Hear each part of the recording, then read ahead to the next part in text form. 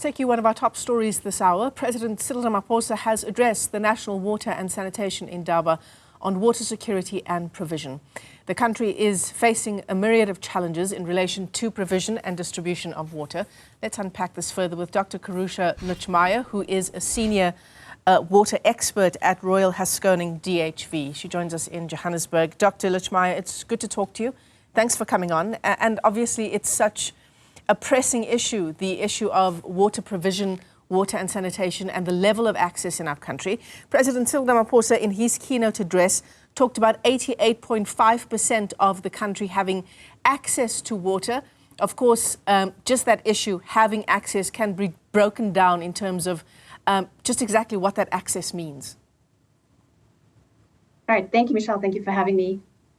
Access really means availability to potable drinking water. We need to all be able to have access to clean, safe, and reliable drinking water and sanitation. Sanitation is equal to dignity. We all need that. 88.5% is not a level that we should adhere to. It should be 100%. Everybody should have access. Access is a human right. So this is interesting because, you know, when we look at these statistics, South African numbers, and yes, they are from 2019, but they haven't really improved that much. In terms of access to water, when we talk about having piped water in your dwelling, so a tap in your home and not just a tap in your community, those numbers are far from 88.5%. In fact, they're closer to half of that number. Correct. And that is not fair, number one, but also just not in compliance with what our GNU stands for. Everybody should have access in their very close proximity to water. Water is a human right. Water is something we require on a daily basis. It is a necessity. And not a privilege, which is what you have written about when you talk about, you know, we're in March, we always talk about March being Human Rights Month. And this is the thing, water is not, as you say, a privilege.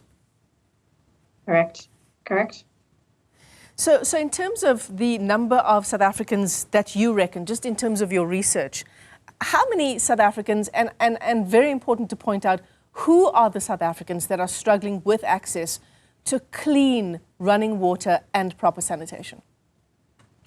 Well, it's predominantly our rural communities, and unfortunately, they're the ones that need it. For the rest of us, I mean, even though we are struggling with water shedding on a continuous basis, we still have access, maybe not continuously anymore, but we still have access to that clean drinking water. Whereas a lot of our rural communities are not having access. A lot of the townships are not having access to clean, drinkable, reliable water. Yeah.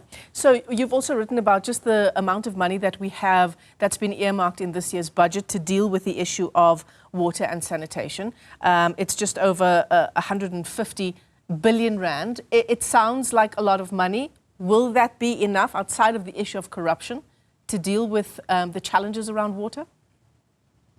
I think the way we have been programmed is that the number is never enough. I know we are ring fencing this number right now, and that's fantastic. It's an impressive number. We should be really ensuring that there are multiple things also taking place. Not only supply, not only getting the water to the people, but ensuring that this 50% loss in the network is not happening. So maintenance of the infrastructure is a huge, huge issue that we, to a large extent, tend to ignore when we think about supply to communities that don't have it right now. Right. So when we talk about water provision, the issue of pit toilets always comes to mind. Of course, there's just the daily grind of the elderly, people who are living with disabilities, having access to a tap that's in their community, being able to take a wheelbarrow and get a couple of buckets. This is how so many of the people in our country live. Outside of those very pressing issues, there's also the challenge around disease control, and we saw that with COVID-19, just being able to have a tap where you could wash your hands and have clean drinking water was a huge challenge. Correct. And yes, it isn't a privilege. It's definitely something that we all need to have. It is unacceptable that we still need to be using pit latrines for a lot of the communities in South Africa as well. We need to change that. That needs to be a number one priority. Getting water, getting clean water to the people that need it, and ensuring health and safety a huge proportion of the communities in Africa alone die because of a lack of clean water and sanitation. What would you say Yeah, go ahead. Would you like to finish your thought? Falling into pit latrines is also a big thing as well.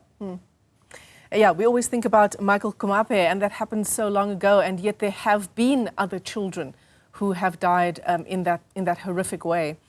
What would you say to the Water and Sanitation Minister's comments at the Water Indaba taking place today and tomorrow?